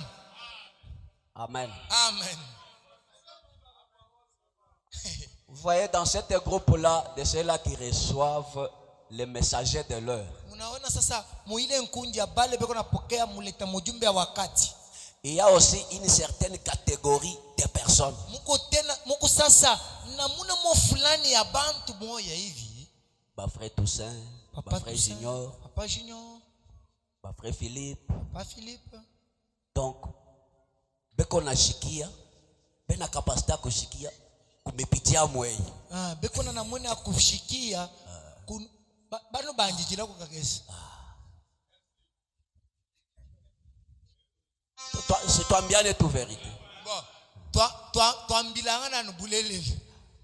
Ndio pale frère Branham anasema, kama rimanya yako inapita kwa pastor, wewe ndo katafute fashingi. Kibo bol kai mwambi Branham mwambene. Haji wewe ukaji ungo mifundu muita muyishi mwambi weba, mumpasta weba. Chibi chijibwashi. Jumi sitakusaidia. Bwalu chini chinga kwambiri chiji we muhanga tu. Nasoma station ça. Est-ce que pasteur anashika tu ile station? Karen baba la Nasoma assez ile station ile. Baba la mfundura wewe msoma mani mushile kimufikisha tu. À tel point que cher inakuwa mubibas. Mkushare kunakuwa mubibas. Cher inakuwa kule. Muna kusema mhubiri kuna hubiri hapa. Mubibas bena nasema, ushishimamia pale endelea. Vous voyez? Unaona? Est-ce qu'on me suivait bien? Eti amen. Unalifuata? À tel point que na muna kusema si le pasteur n'est pas là, kama pastor hana hapa, un autre prédicateur montre ça. Mimi tenda kanisa va parler pasteur atakuja. Mhubiri mwingine anapanda se nema ningi nyamsafiri nikala mwambie tu Mungu akulubumbashi mulone. Et pourtant, japo ibitu kuna ubira bina tabi yetu. Bitu jituishe bi kina shibi anyimemo mwambi Victor to. Donc mimi nakuwa na ce frère Branham dit, aina frère Toussaint dit, aina frère Philippe dit, aina Victor dit, ni nasema frère Branham dit. Mema nyanji ndo nambelini umfwayi mujintumango walukongo wamba. Ayi ngambana nguchena mwambi Toussaint, mwambi Philippe, mwambi Junior. Bon, kina shibi anyimemo mwambi pasteur wenu to. Sasa ka unalofa kanisa unakatala Branham, ubio nakatala le na répéter. Nje twambila kutuna. Haji wewa ubengulo mujisambile bwalu pasteur kena hoto. Uji mubenga Branham mubenga ujuyisha. Voyez? Non. Frère Branham dit, qu'est-ce qu'il dit? ceux qui entendent Bale be konasikia ne reçoivent pas leur propre révélation particulière. Awapoke yake ufunuo yabo ya upekee. La révélation est déjà donnée. Ufunuo basa kuileta. Mais qui es-tu pour que tu nous amènes toi ta révélation? Weye uko nani utupelekea ufunuo yako weye ya upekee? Mais je sais une chose. Lakini najua kitu fulani. Frère Branham Ndugu Branham a parlé des choses anasema bintu qu'il n'a pas dit ouvertement. ile ashibitakatishe sawa sawa. Il dit, Anasema je sais que Dieu mimi nayasema Mungu suscitera des hommes atalamusha bantu qui comprendront ces choses bale bataelewa hibi bitu et diront na batasemaka ce que le Saint-Esprit voulait dire, batasemaka kile Roho Mtakatifu ilitaka kusema, ce que moi je n'ai pas dit ouvertement. kile miye Branham shiseme kweli kweli sawa. Et quand on dit ça, Na wakati wanasema vile ça s'emboîte avec tout ce que Branham iko napatana sasa na kile yenye Branham alisema bingine hivi. voyez? Amina. Pas plus qu'un groupe reçoit la révélation collective, non. Ana nkunji fulani beko napata nkunji ya mukinkunji ya bufunuo ya kinkunji hapana. Amen. Amina. Wote unapata révélation. Mimi shaipata. Ulimweta. Unaanza kwenda ses frères. Hii écriture unashikiaka weje. Wote unashiki. Unasikia nous sasa hii écriture. Wewe unaishikiaka je? We ujimweta mabulula hebu. Ukajundwile mema chimweta jibulula ni mukwetu. Mfunde ujumvwe bebishi. Mbele capacité ya kushika mishina naye. Wewe unaenda frère muban ses frères hii écriture. Wewe unaishikiaka je? Kumva kuina kwa nsongo ndolu china nakuto. Pinyo ujundwile ni mfunde ni mukwetu anyitana nyingwanda mune chinyi mumuto. Mimi naishikia paka vile Branham anaisema. Mwani ngwanda mune ni mema njimumva numujintumango waluko ngumwamba mkimunja imu. Il n'y a pas une révélation collective. Hakuna ko ufunuo ya kinkunzi. William Branham a la révélation collective pour nous. William Branham njo mpeke yake eko na ufunuo ya nkunji ya batu kwa tilisha yewe. Frère Branham dit, Est-ce qu'il dit? mais chaque personne Lakini kila muntu entend et reçoit ce que le messager a déjà reçu de Dieu. Eko nasikia, eko napokea kile muleta mujumbe alipokea naye kwa Mungu. Sasa wewe kile kyako kipata wapi? Maintenant, votre révélation là, tila you.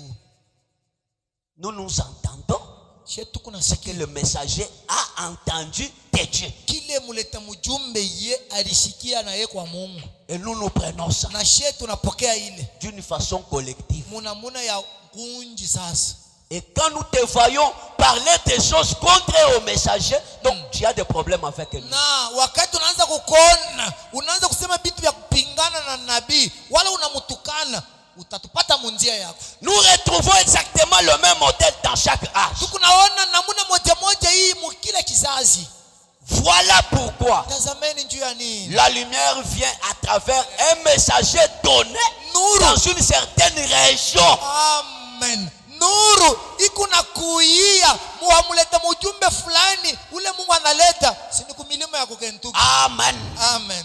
Vers le soir, wakati ya jioni la lumière paraîtra. Nuru itaonekana. Comme l'éclair va de l'est à l'ouest, Sawa vile radi inaonekana toka kwa asubuhi na ainsi sera l'apparition du Fils de l'homme. Hivi itakuwa tena kuonekana kwa mwana wa mtu. C'est dans une région donnée upande moja ya udongo fashi fulani où la révélation vient. pale ufunui kuna kuja. Amen. Amina. Est-ce que vous suivez ça, mes frères? Eti mnafuata ile bandugu yangu. Bana me dit. Ensuite, kisha à partir de ces messagers, kupitia ule mleta mjumbe, la lumière se répand à travers le ministère d'autres personnes. Nuru ikunajizambarisha kupitia huduma ya bantu bingine qui ont été fidèlement enseignés. Bale balikuwa mutaratibu benye kufundishwa. Est-ce que vous êtes là? Amen. À partir de cette région où le message tombe, kupitia pale penye ujumbe ikunaangukia pale, le message commence à se répandre à partir d'autres personnes qui ont le ministère et qui ont été enseignées fidèlement. Ujumbe inaanza kuzambalala kupitia bantu bengine beko na huduma bale bali bafundisha kweli kweli. Il est évident que tous ceux qui sortent n'apprennent pas toujours combien il est nécessaire de ne dire que ce que le messager a dit. Kweli inaonekana sema bote bale beko naenda bale bote beko nahubiri abana kika ya kusema tu bile nabii wala mleta mjumbe anasema. Amen. Amina. L'enseignant de l'âge c'est Branham. Mwalimu wa kizazi ni William Branham. Mais toi tu veux être spécial plus que même Branham. Wewe unapenda onekana wa juu kushinda William Branham. Donc tu viens à la chair. Manake unakuwa kumimbali. Commence à compliquer les choses. Unaanza kuvurusha bintu. À telle sorte que les sœurs manquent même comment prier. Muna badada banashinda na maombi bataombea wapi? Écoutez. Mshiki. La chair c'est pour le salut des âmes. Mimbali ni njuu ya okovu ya manafsi. Si c'est Dieu, kama ni Mungu, même si ceux dehors ne comprennent pas, vous allez toujours comprendre. ataba inje kama basikie lakini mweye muko na masikio mtasikia. Amen. Amen. C'est pourquoi frère Branham me dit. Ndio kwa maana ndugu anasema j'étais en compagnie des serviteurs de Dieu. Nilikuwa tunatembea wala tuko pamoja na batendakazi ya Mungu. Et là où nous étions, la discussion qui était là-bas, les choses qui se faisaient là-bas. Il dit, j'aurais préféré être même dans une réunion avec des sorciers. Vous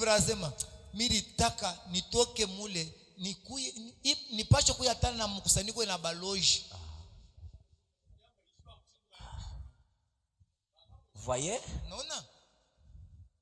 Frère Branham me dit, les prédicateurs sont les embrouilleurs.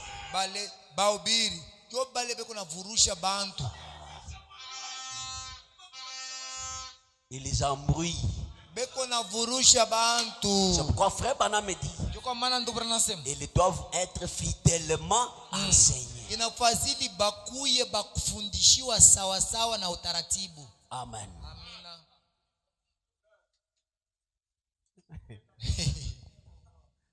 J'ai parlé avec un frère. Ça m'a fait rire. Donc, je suis tout nacheza.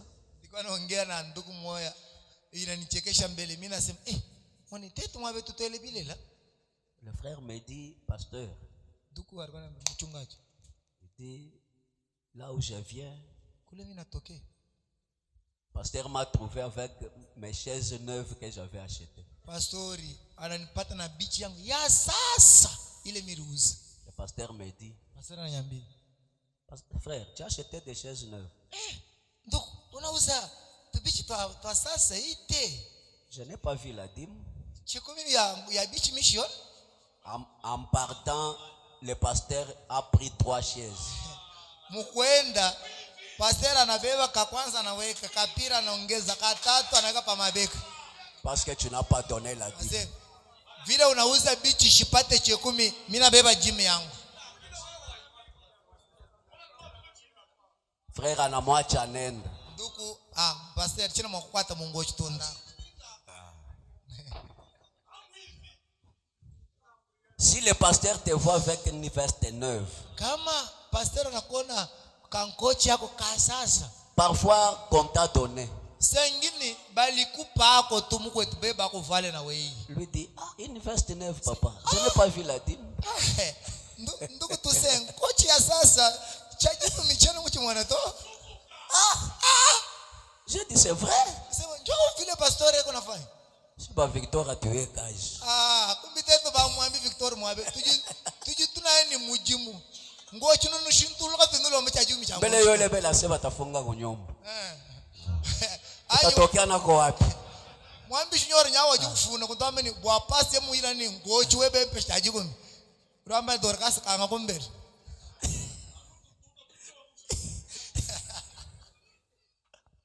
Vous voyez? On doit être enseigné fidèlement. Inafazili kufundishiwe sawa sawa. Écoutez, mshikie. On ne force pas les choses avec Dieu. Amen. Bintu bya Mungu ababikazisake kumikono bule. Fikisha muntu ayue kile Mungu eko juu yake. Fikisha kumuntu amanya chijinzambi mwikala kubwende yeye. S'il donne quelque chose, que Dieu bénisse cette personne. Wakati ule muntu sasa analeta kintu fulani, Mungu amubariki kweli kweli. Ce n'est pas que je prends la chose muntu na regretter. Mais ça c'est être un bandit. Nyangambula ngwasa ya frère mushalo kajumrika kikumukenje tulibalwe kikumukenjeko kikumukenjani. L'autre dit tous les cadeaux qu'on a mis dans le mariage, le pasteur a choisi les bons cadeaux là. Il a amené ça chez lui. Mwingine anasema makado ile balibaletiaka mu mariage mpaka vile papa tu sana toka kuifanya.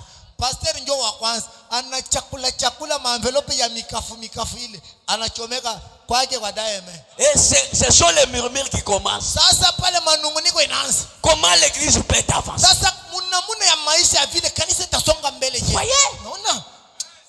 Dieu reste Dieu. Mungu heko na baki Mungu. Mettez les choses en ordre, Dieu va vous bénir. Weke bintu musawa na neno, Mungu atakubariki. Amen. Amen. Et la Bible dit, na Biblia inasema, j'aime celui qui donne avec libéralité. Mungu anapenda ule kwa naleta kwa kulitakia kwa moyo yake. C'est celui que Dieu bénit. Jo ule Mungu eko na bariki. Amen. Amen. On doit être bien enseigné. Nafasili kuwa bakufundishiwa sawa. Quoi Paul pouvait dire? Kwa maana Paulo alipasha sema, je vous enseigne, vous refusez. Niko na mifundisho mnakataa. Est-ce que cette parole est venue de chez vous? Eti nene natokea kwenu? Ni bankamboni ndio balikuwa nayo. Pourquoi je vous enseigne, vous ne voulez pas? Tuniyishe mukenshi nubenga. Mukenshi mumbu kubaka kwenu kubaka akalonje. Voyez? Unaona? Il dit, si quelqu'un est prophète, doit croire ce que j'ai dit. Kama mtu ni nabii, ataminia hiki miko na miambii. Voyez? Unaona?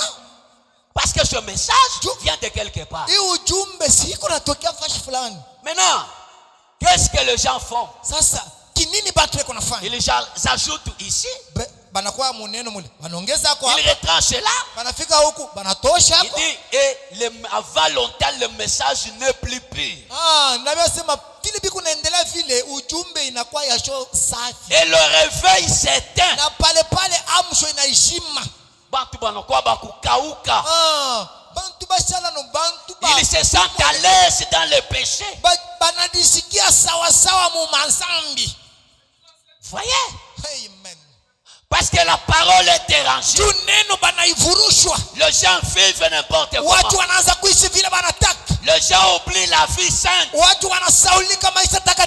s'attachent au miracle. Oh frère Bana nous a dit, la puissance sans caractère est diabolique.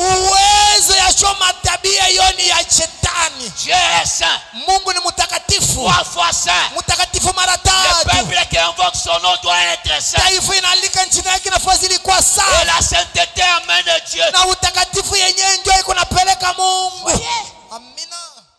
Les gens vivent n'importe comment.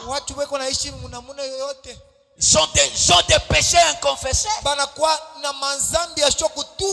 Et on commence à chanter comme ça. wanaanza kuimba pale, Ainsi parle l'Éternel. analamuka pale, Tu mi n'as wa même milele. pas honte. Niko nasema funga kinywa, una haya. Voyez? Unaona,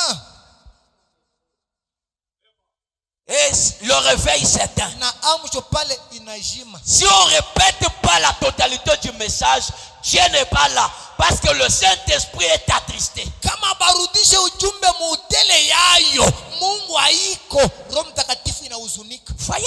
Unaona, Frère Branham me dit, ndio maana nasema comme nous devons veiller à n'écouter qu'une seule voix, vile tunapashwa shehe kukesha njuu ya kusikia sauti hii moya. car l'esprit n'a qu'une seule voix, Tu roho inekalaka na sauti tu moya, qui est la voix de Dieu. ile sauti ya Mungu. Et frère Branham me dit, Qu'est-ce qu'il dit? je suis la voix de Dieu pour vous. Mie Branham niko sauti ya Mungu kwa ajili yenu. Amen. Hallelujah. Écoutez Branham, c'est écouter Dieu. Kusikia Branham ni kusikia Mungu. Tout ce que vous entendez, ce n'est pas la voix de Dieu. Yoyote mnasikia kama sauti ingine haiko masauti ya La Mungu. voix de Dieu, Sauti ya Mungu je répétais fidèlement William ni Branham. kurudisha na utaratibu sote William Branham. Et Dieu est content de Na ça. Mungu eko na furahiwa kwa ile. Amen. Amen. Voyez, Naona seulement la voix de Dieu. paka sauti ya Mungu pekee. Paul les avait fait avertir Vile de yo dire ce que lui il avait dit. De Vile- ne dire que ce que lui avait dit. vile alitukalamisha kusema paka kile alisema. Et Pierre a fait la même chose. Na Petro akafanya kitu moja Il moja. avait averti en disant que même lui, Paul, ne pouvait pas changer une seule parole de ce qu'il avait donné par révélation. Alibakalamusha kusema hata Paulo mwenyewe achukupasha kubadilisha neno hata moja ile yeye alileta kupitia Et ufunuo. frère Branham me dit, Ndugu Branham je anasema n'ai jamais dit quelque chose sous l'inspiration que j'ai changé. nishasemaka kintu kupitia uvuto kisha kuya mi Branham kubadilisha hicho. Depuis que j'ai été derrière la chaîne, Tangu ndikwaka nyuma ya mimbari je n'ai jamais fait ça. shafanyaka vile. Oh, comme il est important d'entendre la voix de Dieu Oh. à travers ce messager. Vile iku ya faida kushikia kwa sauti ya Mungu kupitia muleta mjumbe. Puis de dire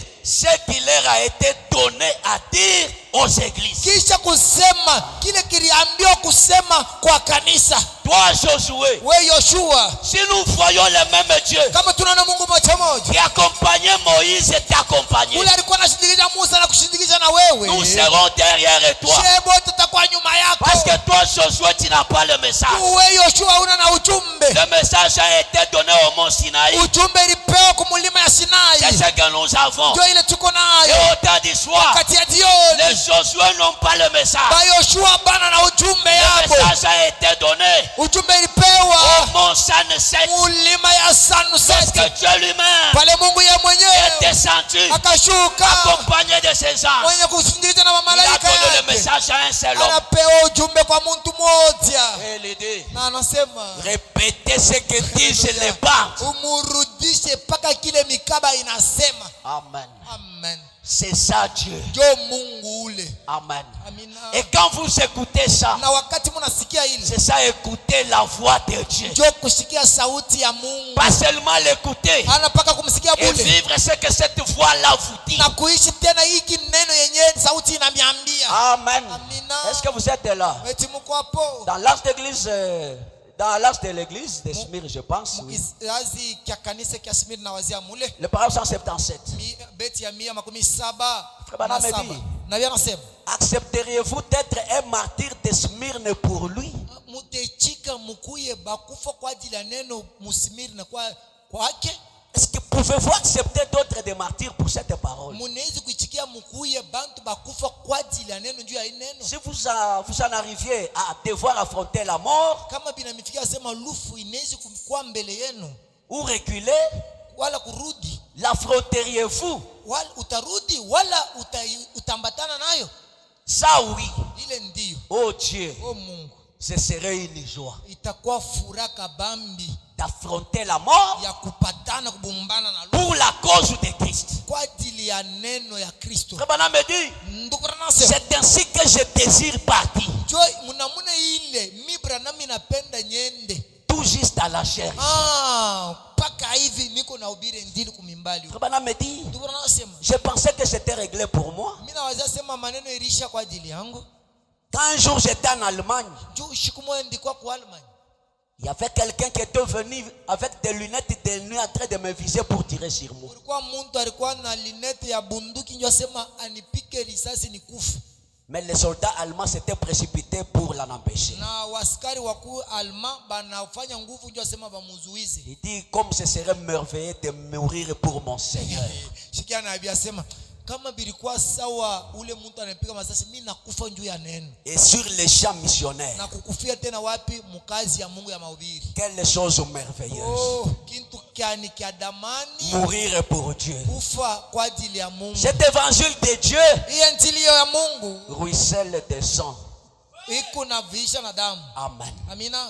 Tous les prophètes Wanabii wote sont morts à cause de ce même évangile. banakufa kwa ajili ya injili hiyo. Tous les apôtres, Wapadri wote excepté Jean, bamitume bote kutosha paka Yohana sont morts à martyr. banakufa kwa ajili ya neno. C'est le même évangile Ni injili ya moja moja qui est en train de ruisseler le sang. iko naenda kuonesha tena damu. Voyons comment nous les sacrifions Tazama namna gani tuku na sulubisha tena injili pour des petites choses de ce monde. ya bintu kidogo ya duniani Tu as hiyo. écouté sa voix. Mahubiri sikia ni sauti Le Branham yake. me dit, Dukana wanasema 5:10-58. 5:58. Les prophètes ont parlé de ce jour. Wanabii bakasemezea maneno ya hii siku. Ou comme enseignement, Wala saa vile mafundisho les gens enseigneraient la doctrine des hommes et non la doctrine de Dieu. watu watafundisha mafundisho ya watu pahali pa kufundisha mafundisho ya Mungu. On a vu tellement ça. Tukaona kweli kweli ile. C'est au paragraphe 57. Niko mubeti ya 57. En train de descendre. Niko nashuka kule chini. Les gens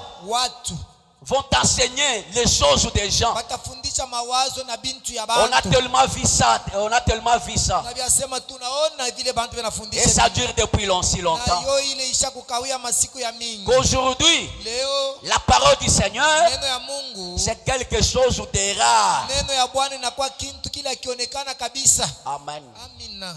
Il y a beaucoup d'églises, Kuna makanisa mingi mais la parole de Dieu est rare. lakini neno ya Mwenyezi Mungu inakuwa haina kabisa. Les gens veulent remplir leurs églises Watu wanapenda bajaze makanisa pour yao prêcher aux gens des choses qui les plaisent. sio kuhubiri bantu bintu bile biko na Le bapendezo. Branham me dit, Tukana manasema quelqu'un peut venir et dire ainsi dit le Seigneur. mtu anaweza kuja na anasema hivi Bwana anasema, Or ce message, japo hii ujumbe c'est ainsi dit le ni Seigneur. hivi Bwana iko nasema.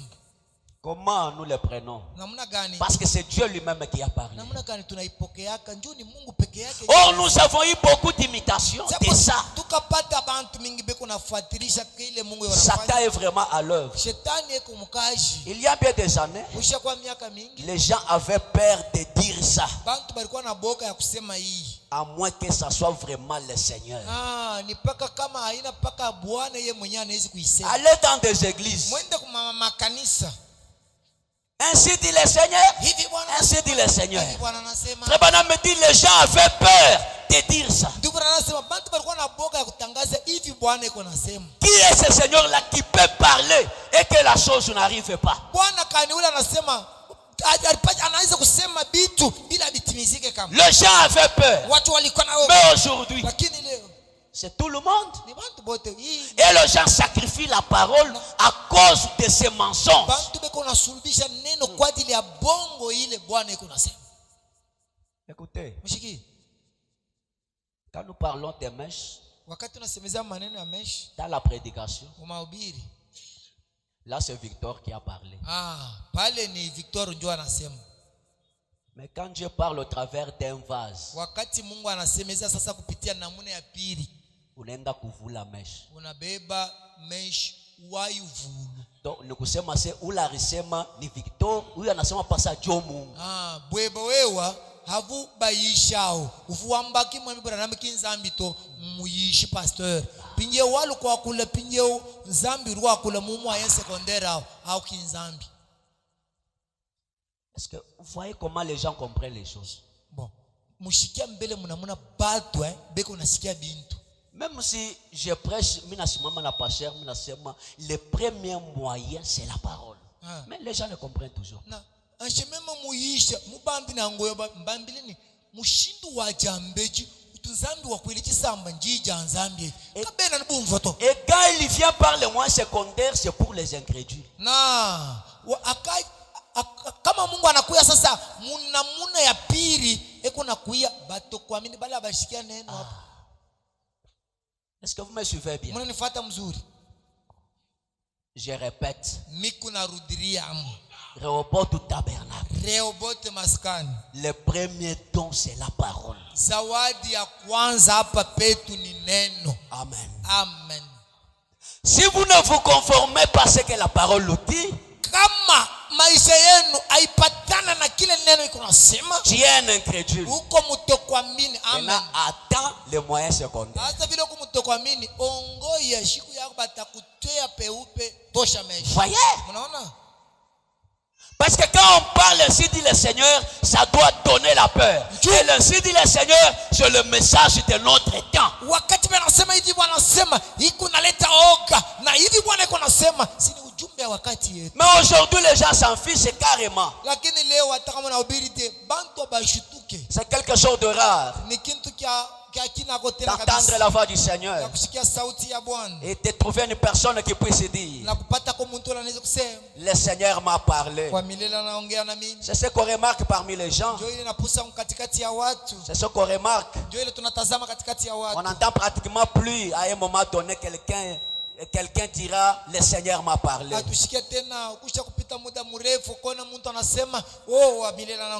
Alors qu'autrefois les hommes et les femmes priaient toute la nuit. Les maisons étaient en ordre selon les livres du Seigneur. Et Dieu avait la première place dans leur foyer. Amen. Qui a mis Dieu dans son foyer comme étant à la première place? Qui? Qui a mis Dieu à la première place? Dans tes affaires, Dieu est à la première place. Dans ta maison là, Dieu est à la première place. C'est tellement rare. Pour voir les gens qui mettent Dieu à la première place, c'est rare.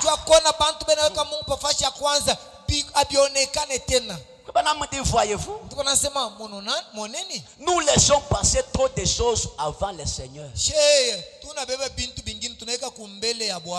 On ne peut plus faire la réunion de prière. Mais au moins on a pas dimanche. Dimanche t'es en retard. Quoi qu'on a ombak.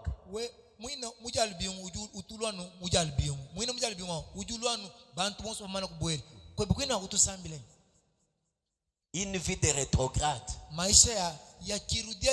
Donc, le retard à l'église, c'est ta vie.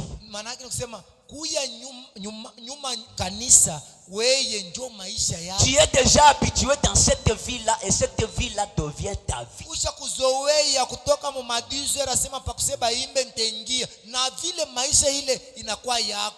Le temps d'aller à l'église est déjà là. Mais tu es toujours en train de chatter. À tel point que tu es perdu. Tu te retrouves déjà à 16h30. Tu es venu à l'église en retard. Pourquoi? Je ne voulais pas que mes mégas expirent. Tu ne vois pas que c'est la honte. Et d'ailleurs, tu viens vite à l'église. Tu oublies même d'éteindre ton téléphone. Nous prêchons, ton téléphone sonne. Nous prions, ton téléphone sonne.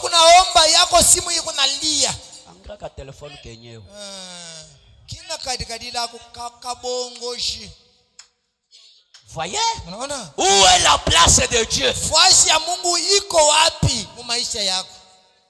Amen. Alléluia. Pour aller au travail, 4 heures et tu t'es réveillé. Pour que tu ne rates pas le bus.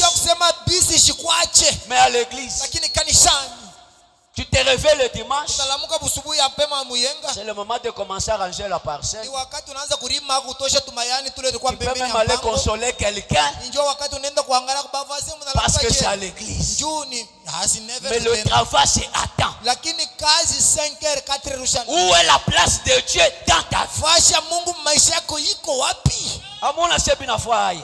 Kanuko ni bibi yenza kubundwa. Où est la place de Dieu? Fasha ya Mungu iko wapi? Une honte. Aya kabisa. Et quand Dieu regarde, Na wakati Mungu iko naangalia, il voit la légèreté que nous avons. eko naona bulembe ile tu kunachukua nayo neno. Un problème. Mambo. Tu as des projets que tu fais là. Kuna mapo ile unafanyaka pale. Et tu pries même Dieu pour que cela aboutisse. Na kunaomba Mungu asema Mungu mapo yangu itimizike. Mais nous construisons, est-ce que tu contribues? Tunayengaka hapo eti we mwenyewe unayengaka, unaletaka mchango yako. Vous voyez? Naona?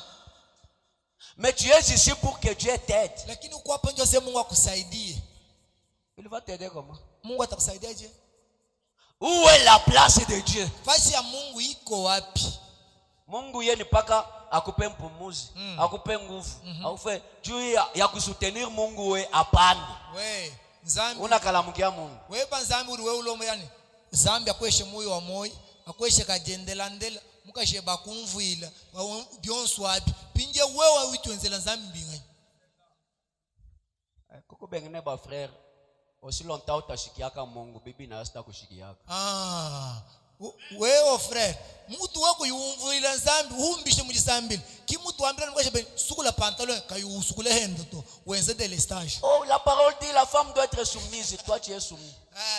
Neni nasema, mwanamke anafanya kwa utifu. Wewe mwenyewe bwana harusi wako na la mtifu kwake. Pale unasema bibi anaangasia, one soumis kule.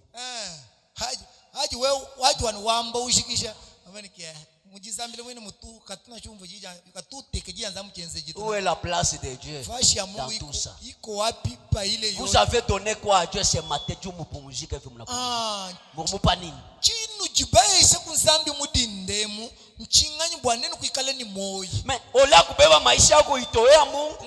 Unaanza vivre nao tena mbuchafu. Wewe kwangata kulwendu lwebo moyo webo kuwejile mbyanza bya nzambi ujulekele wangata upoile mbintu bya habulo. Unapata na roho nguvu, unakuwa nekala mpaki chetu mkanisa. Jikama kama jikubambijila ujulo ni usomba to ni mwekeleze wetu musumba kungwase kujibana banza usomba Mungu asa. Batoto wa Mungu banashimama yuru. Haji we musomba au kibachakra bana banzambi bimma na kulu. Utoka hapo kakunwe pombe, ukasharatike, ukafue bya kufa kuete na uikali. Frère, kama kwa vile kama unatoka hapa tokelelea. Haji watu ulwau nimeisha kuatuka. Kuyakano chizomba kuno kabondo bamujisatu ulusomba kabiji Mungu asa mukwetu we muni meisha kayakano bwa kwalukila. Prends la décision ce matin. Beba mupango asubuhi ya leo. Le message de Branham est le dernier. Ujumbe wa William Branham ni ujumbe ya mwisho. Le monde touche à sa fin. Dunia hiyo inafika mwisho. Si le message te rate, kama ujumbe inakupusa, tu t'attends à quoi? unaongoya we nini? Est-ce que mtoto wa Mungu?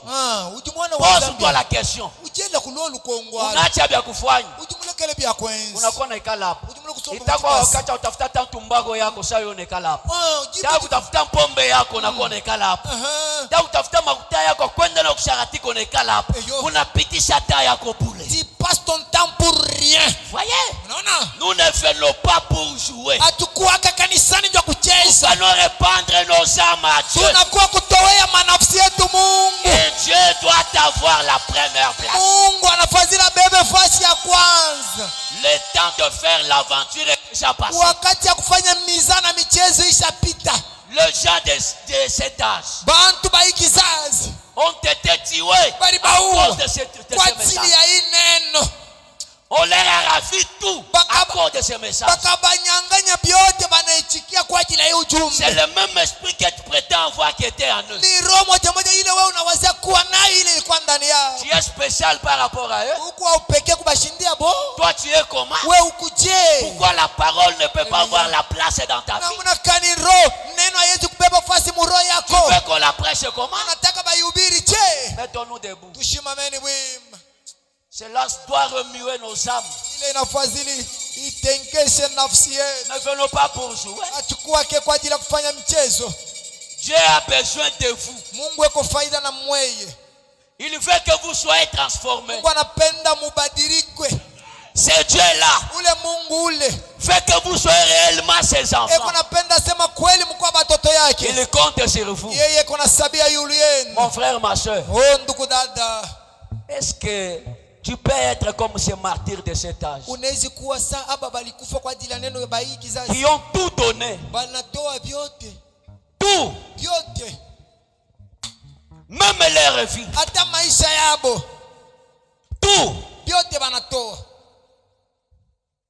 Toi, tu es différent à eux. We, ukuwa kuachana nabo. La parole de Dieu, Neno ya Mwenyezi Mungu. le Dieu de ta vie, Mungu wa maisha yako. qui t'a donné le souffle de vie, Ule anakupa pumzi ya uzima. le Dieu qui te guérit, qui te protège, Ule anakutunzaka na kukinga. le Dieu qui s'est donné pour Ule toi. Mungu akajitoa kwa ajili yako. Tu lui remets la honte Huku na mweka unatia aya yulu à yako. cause de ce qu'il a fait pour Kwa toi. ajili ya kile Mon yanakutendea. frère, ma soeur, pense à cela. Ndugu na dada tuwazie ni Pendant que nous méditons. wakati ile tukuna fikiri.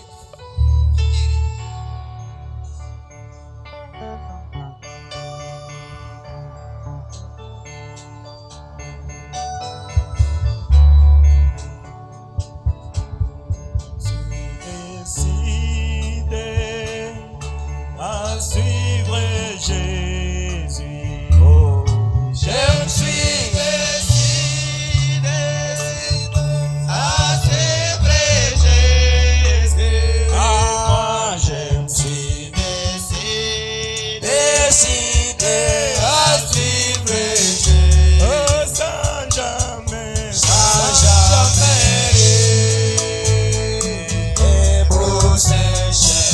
oh oui, sans jamais,